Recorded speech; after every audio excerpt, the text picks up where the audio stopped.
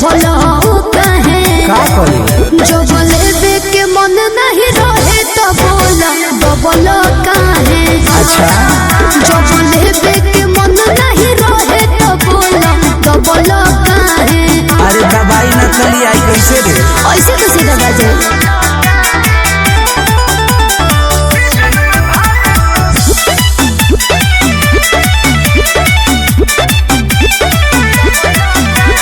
जब तू हुआइबा फिरी में खोइबा खाली भाव पूछी हमारा के फुस लइबा सब बुझता नहीं तारा के जाए तो फिर रखिया सयौरी बाहेला एक जगहिया पे दो गली चिफाला बरो साल भाव पूछ के भगल काहे। अरे ना हो बरो साल भाव पूछ के भगल काहे।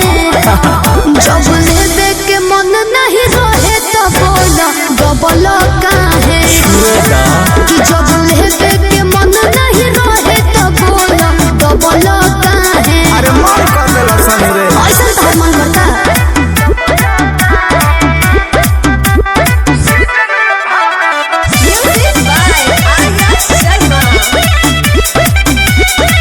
अरे धंधा पे हमारा नजर ना लगाव ले बोतलो ना तो डेग बढ़ाव काहे ऐसे परेशान के लिए बड़ा हो। लेवे के चले लेती हम हूँ तोहर एक पावा अच्छा बाकी लीची बेचलू तू हो जवानी के भाव रोहित प्रमोद मोहे लगलो काहे बोला जेती प्रमोद मोहे लगलो काहे। आई लव यू अरे लेबे के मन नहीं रहे तो बोला डबल